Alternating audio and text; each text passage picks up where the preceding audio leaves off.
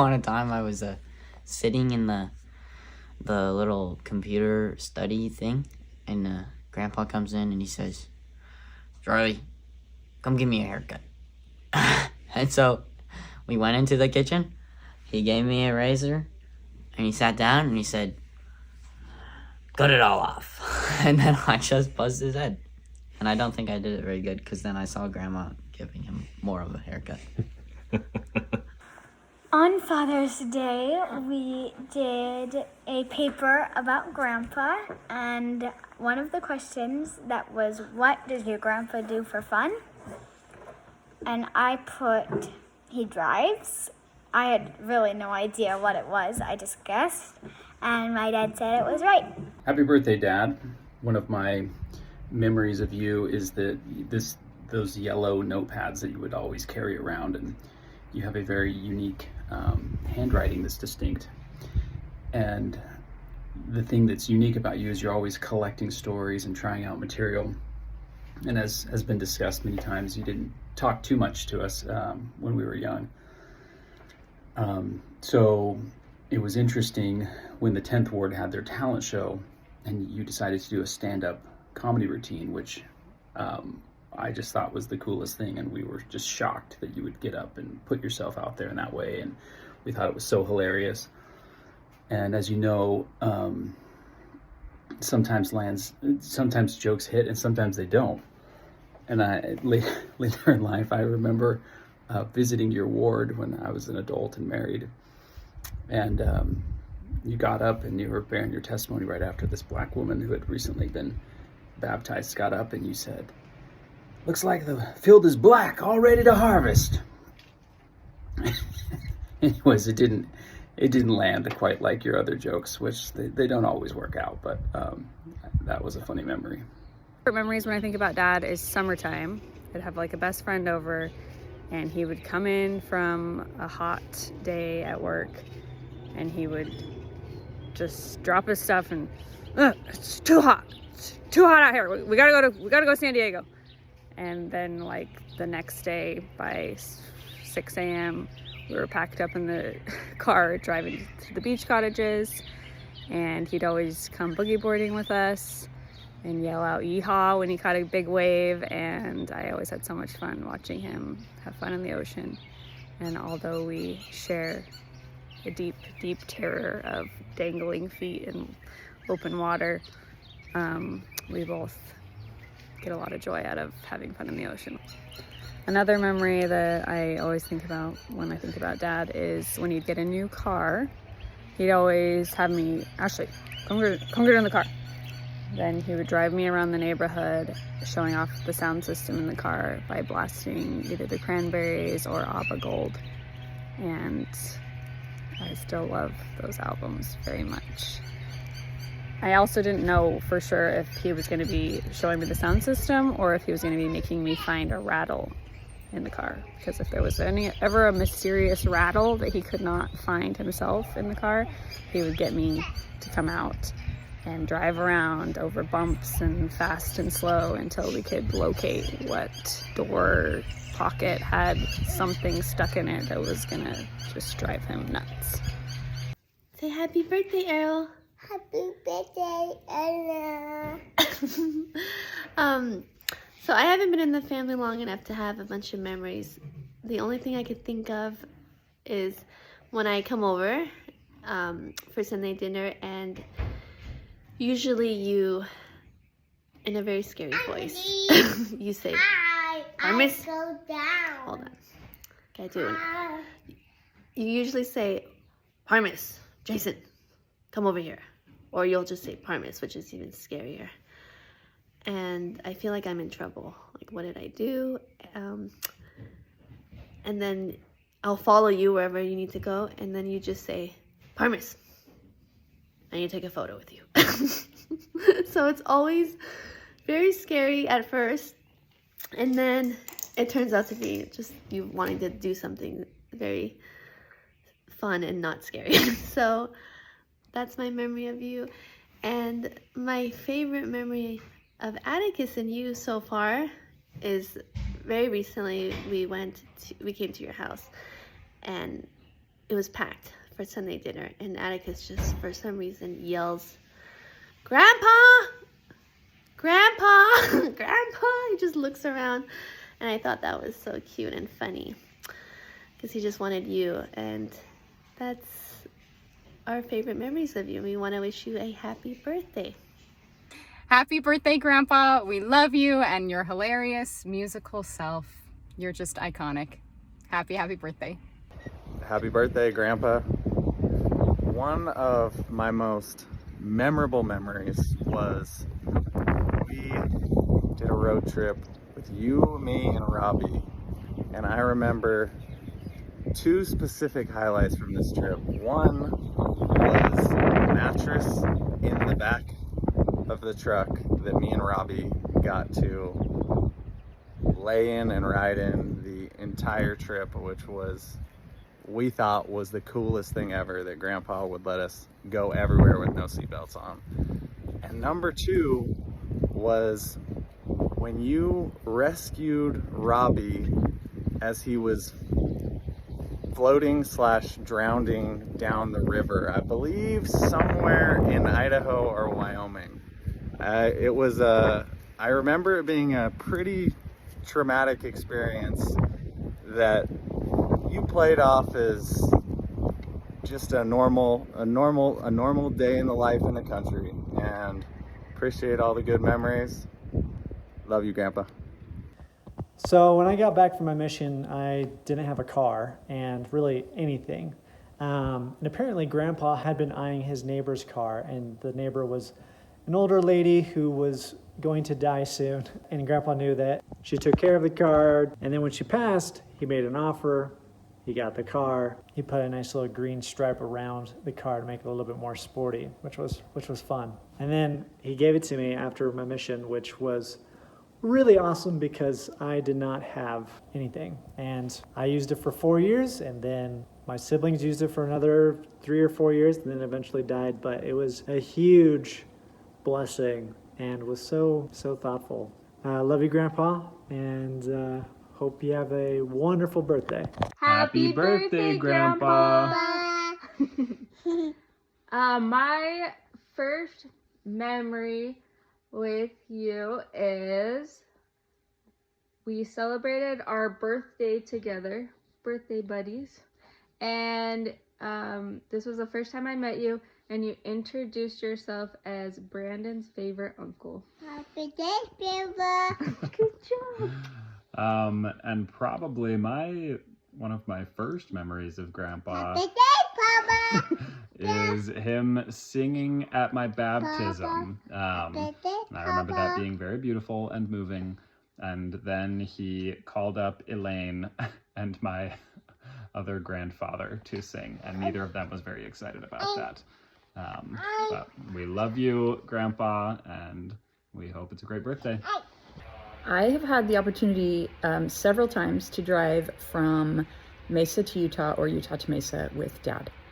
One of those memories was when I had 3 little boys under the age of 6. And Dad was kind enough to drive with me up to Utah so that I didn't have to do that trip by myself. So this turned out to be a unique experience because Mom wasn't with us to tell Dad that he couldn't stop 12 times on the way to Utah. So we took many detours and little side field trips on that journey. One was getting out because Dad saw some kind of hill mountain on the side of the road that the boys could climb. The little boys could climb, and it wasn't a grassy hill. It wasn't like a clean, nice grassy hill. It was like a pile of dirt, but it was an adventure and a challenge. And then I think the next stop was there was a creek, and it was a beautiful, like low, 6-inch creek. And we pulled over, and the boys got to essentially go swimming on the way. I hadn't planned for this, so I didn't have suits, I didn't have towels. So that one concluded with me unloading the back of the car to get to all of their suitcases so I could get them a change of clothes. And the 11-hour trip took 16 hours on that particular drive. Another memory driving home from Utah at some point, just Dad and I, I remember that I never turned on the radio. So, 11, 12 hours, however long that one took, no radio, because Dad does love a captive audience. So we talked for 11 or 12 hours. And during that time, I remember one thing that Dad said, there was a little lull in conversation, and then he piped in and said, okay, let's talk about things that tick us off. And then we proceeded to have probably a lengthy conversation about things that tick us off. And the one that I remember was, you should never eat in your car. Eating in your car is just wrong. It's like kissing your sister. So if you don't know that, Dad does not like to eat in a car. He only wants to eat in restaurants. You go in, you enjoy your fast food, you have conversation, and then you're back in the car. So, love you, Dad. Happy 80th. Dad, one of my favorite memories of you was in high school when I started to realize that you're fun and not just serious, take out the garbage. So like when we'd go to the lake and you would do your chicken before you jumped in the lake, that was fun. Love you. Memories of Errol Bagley. An early memory I have is probably I was about age 8, and it was my first ski trip. I was already a little terrified because my brothers told me that I had to do the downhill ski jump that you see on the Olympics. But Dad and I go up the first lift, and I drop one of my homemade mittens. So we get off the lift, I crash immediately, and Dad says he's going to get my mitten, that he'll meet me at the bottom of the hill. This was my first ski run. I did make it to the bottom of the hill. I didn't go on any more ski runs the rest of the day. Another memory I have, this was one of our annual trips to and from Utah, Idaho, Wyoming. We were on our way back. I think we're somewhere in the middle of the Indian Reservation in northern Arizona, and the van starts having problems. Turns out we open the hood, Dad opens the hood, and it is on fire. I don't remember any curse words being said, but I remember lots of words that I didn't understand as he ordered me to get any kind of liquids possible to douse out the fire. Going along with Dad's ability to speak in tongues, one time he took the youth to the lake and we brought back the boat, and I think it was just Tiffany Bellows and me and Dad, and we were parking the boat back on Grandpa's driveway, and he was trying to get the prop on the little prop stand, and it didn't stick on the prop stand, and it dropped on his big toe. Some more language that was unintelligible as he hopped around and into the house. One more gift of tongues memory. We were in Idaho Falls, jet skiing with John Bagley. I'm pretty sure Dad and I were on the same jet ski. We just went around down by the temple right before the diversion dam, and we're heading back, and the jet ski stalls out on us. And John was summoned over. I don't think when anyone had a rope, John went and found a fishing boat, and who had borrowed an old dried out rope that we tied onto the jet ski, and it snapped. And we kept on trying to tie this rope that got smaller and smaller.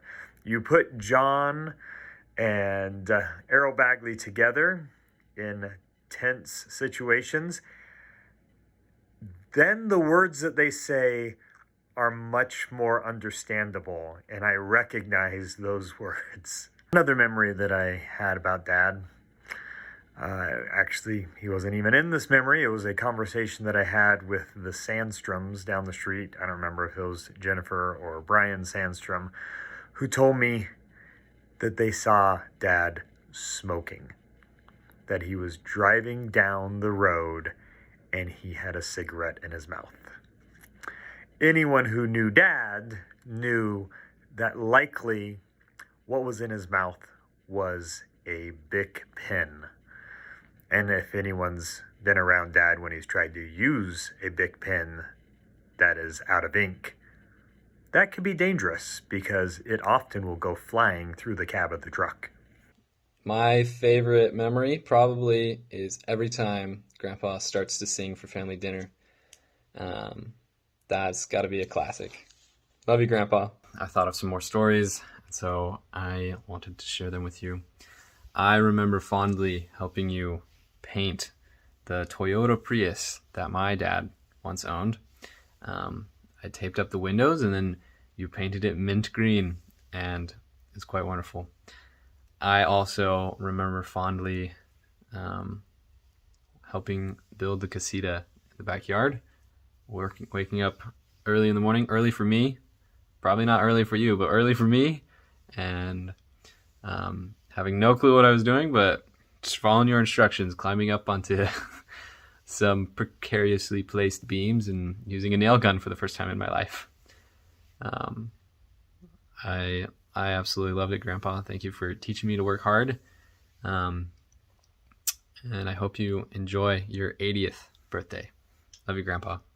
Some memories of Dad for his 80th birthday. I'm sure this will be commented elsewhere, but when we were growing up, to the kids, Dad was scary. This was mostly a function of the fact that he was quiet, and he was also mysterious. He would just show up in the house, and then he would just like pass through and disappear off into his office or his bedroom or something. So when we were young, he was just mysterious. Those of you who know him now will not understand this concept at all, including his grandkids. But when we were young, we thought he was scary. One of my favorite play memories with Dad when we were little kids is he would crawl on the floor, and I think he would say he was an elephant. And me and Jason, it's probably just me and Jason, but it could have later been Jerem, would just like, we were small enough that multiple children would be climbing and crawling on him, and he would just be like slowly creeping forward on the carpet. I think we were like tried to like stop him, and we just felt like, oh no, he is an immovable force. We cannot stop him. But Dad didn't get down on the floor and play with us as kids very much. But when he did, I remember we thought it was super fun. I don't know if I got this at a higher degree than other children. Maybe it's just confirmation bias, but I feel like I did. I bet you Heidi was up there. But it was the mysterious invitation. You'd be in the kitchen or somewhere, and Dad would just say, hey, come here, I need you, or come follow me or something.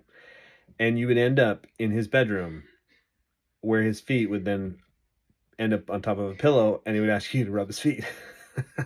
So I remember giving Dad a lot of foot rubs. I remember even as a little kid thinking his feet were gross because they had calluses on. And when you're a little kid, you don't have calluses, so like calluses are foreign. Dad's feet are even grosser now. But I remember when I was a kid, I thought he had like these razor sharp bumps on his pinky toes. Anyway, I did a lot of foot rubs. I don't know if the other kids got that. I bet you Heidi did, but I think somehow we got picked out as that was like one of our jobs, is to give Dad foot rubs. Another area that I had to be an outlier because they're just this request didn't come that often, and it always seemed to come to me, is somehow I got the job of setting Dad's clocks and watches. Like Dad didn't buy new batteries for his disposable cheap junky watches. When they stopped working, he just bought a new watch, and he never apparently knew how to set them because he would always just hand it to me and say, Richard, fix the time or whatever. So that was one of my jobs growing up. Now, ironically, with all of my experience setting clocks and watches, now I give, like, if I have like a weird clock, I'll give it to Charlie and tell him to set it. One of my strong memories of, I don't know, I was probably an early teen, here's a guess on a year, 1988 maybe, something that could have been 86. I remember when Dad got his first Franklin planner, and I remember him saying that it was like the most significant event or change of his year, of how it made him organized and captured stuff and just helped him out. And I remember thinking as a kid, wow, these planners, these must be super powerful. So thus started a long tradition. Everything I do now is digital, but I just knew that that calendar and that planner was powerful, and that actually affected me too, and sort of how I manage my time. I spend a lot of time in Microsoft Outlook now, managing my calendar. Most of my siblings, and I will probably say that it was more my brothers than my sisters. I could be wrong here because I just feel like we worked with Dad more than my sisters did. Will be familiar with the experience of long, silent car rides with Dad. This is just another one of those mysteries because it certainly would not be the case. Dad, in his advanced years and adulthood, is a talker. He loves talking. But when he was younger and he had little kids in the car, there wasn't a lot of talking going on. He was very comfortable with silence. Now, as an adult, I find myself the voices in my head, the talking, the inner dialogue in my own head is so loud and so consuming sometimes that now as an adult, I understand why Dad drove quietly sometimes, because it wasn't quiet to him. There was a lot going on there. And I have grown into that same man. I haven't quite been married 30 years, but I'm coming up on it. I think Becky and I celebrate our 29th this summer. So this conversation was a long time ago. The week I was getting married, I remember driving with Dad in a car. Heck, we could have been working again. Some paint job, but we were in a car together. And Dad decided, I'm getting married in a week and it's time to have the birds and the beestock. I'm 21 years old. And I got exactly 0 details from Dad. Like my premarital chat with Dad included no details whatsoever. All he said was that sex was pretty great, and he didn't know if it was the best thing in the world, but if it wasn't, he didn't know what the second best thing was. So that was about the extent of my birds and bees talk with Dad.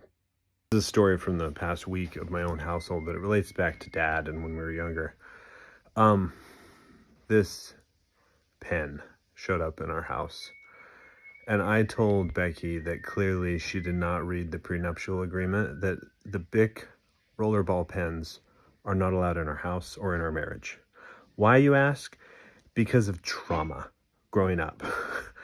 Because, granted, this is not the perfect example because it's not the clear tube with the blue tip, but my siblings will know, and maybe Mom too and others, that some of these were booby-trapped. That little pocket clip was always chewed up.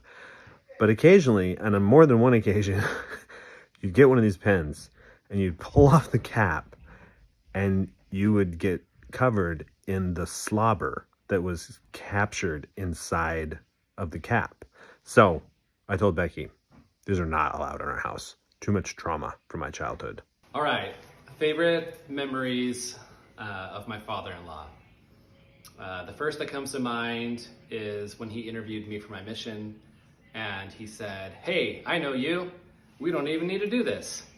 We still did the interview, but we were in a very small room in the stake offices, and I remember feeling very uncomfortable the whole time. Other funny memories, one time Liesl left a bunch of stuff at the house. We had just been married, and he just put it all out on the street, on the sidewalk, and said, "If you want your stuff, come pick it up." And I remember thinking, wow, that's kind of messed up. But then I was like, but also maybe genius. And so It's also about to rain. I appreciate, and it started raining. I wasn't going to say this, but it started raining. But what's great about my father-in-law, Errol, is for as much as he has that hard exterior, he's very kind and always serving, and I wish you a happy birthday. Hi, Grandpa. Happy birthday. Just wanted to share a funny little memory from when me and Berlin were really little. You were driving us somewhere. I can't remember where we were going, but like on the way, or maybe this was the destination, I don't know. We stopped at this like big parking lot thing with all these semi-trucks, and you must have like known a guy or something, because we got in this big like Coca-Cola semi-truck, and I remember us like sitting on your lap and like driving around, and like we gotta honk the horn and stuff. But looking back, like we might not have even driven around the parking lot. We might have just been like stationary, just sitting in the semi-truck. But I just remember like thinking it was so cool. My grandpa was so cool, and he like drove trucks and stuff. And that's just a funny random memory that has stuck with me for a long time. And I know Berlin thinks about it a lot too, which is kind of funny. But yeah, wish we could be with you on your birthday. Love you. Another more recent reoccurring memories of Grandpa is when I would go over, sometimes he would just be like, Sophie, I need a haircut. And he would reassure me that there was no way to mess up, because I was just cutting it all off. So that's just something funny that is a memory with Grandpa. Another thing that I love is that Grandpa is a documenter, and that he loves to take pictures and videos and loves to document things and remember them that way. I appreciate that. Something else that I love about Grandpa is his love of food, especially fast food, because anytime we'd go on road trips or up to the cabin, we'd always stop and get some good old-fashioned fast food. And something that is my absolute favorite about Grandpa is his love of music and singing, and always singing before family meals, and before we pray, and that's something super special. And then obviously just singing songs, or if someone was playing the piano, he'd come over and sing the words, and I just always loved that. Happy birthday, Dad. While I may be the child that looks the least like you, you did pass on some unique character traits to me. And those are that I get really angry at inanimate objects when they're not working right, like pens that run out of ink or cords that get in your way. And I have also been known to say some cowboy cuss words here and there when I don't think anyone's listening. Keyword, when you don't think anyone's listening. So anyways, I love that you in your older years just got better with age, and funnier and more approachable.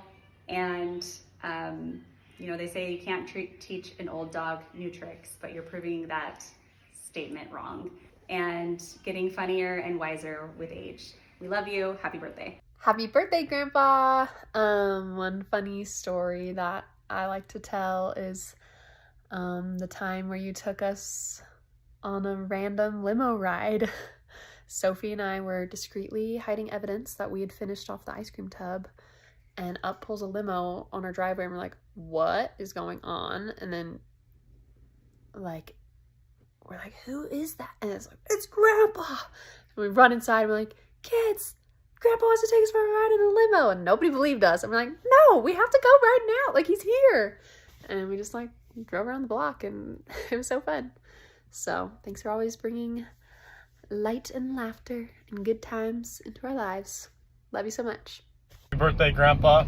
My favorite memory I've had with you is building a tiny house in your backyard, and also when I was young, begging you to take me driving in the church parking lot in your orange Chevy Sonic. Memory of Grandpa is driving up to Pine and stopping at Wendy's and getting a milkshake and driving up to Payson and and stopping at the tractor store and looking at tractors for an hour or so and going up to Pine. Happy birthday, Errol. I have so many cherished memories of you. When I was new to the family, way back when, 29 years ago about, we used to talk about books, and you would always ask me my opinion on books and articles and stuff that you'd been reading or I'd been reading, and that always made me feel special and included. So many memories of you at the head of the table on Sunday dinners, especially once all the kids started coming when we lived out there 20 years ago now is when we moved. Loved hearing all of your stories, how you would call the table to attention, and when Grandpa wanted to tell a story, nobody else was talking. We loved hearing all your memories from when you were growing up on the ranch and farm life, and fun stories from your siblings and you. I have a great memory of driving across the country with you when the kids were really little and I was pregnant with Sam, and you helped me get to my sister's wedding by driving me home from Virginia with a car full of kids and always stopping at the McDonald's to let them play. Even you were never in a rush. It was very different than my mom's style of driving. You were just like, let's just take it easy and keep the kids happy. I miss being in Mesa when you used to drop by on Sunday evenings. When Elaine was out of town, you would frequently just drop by without letting us know you were coming over ahead of time. Sometimes it was even late in the evening when I thought I should be probably putting the kids to bed because it was Monday the next morning, but we always wanted to hear your stories and visit with you, especially when we knew your wife was out of town. But the main story I want to tell is this. This was before I even joined the family, and it was New Year's Eve, and Richard was a brand newly returned missionary, and he'd only been home for a little bit. I hope I'm getting this story right. And he had 2 girls at the top of his list, and I was one of them, but the other one was Diana Stewart.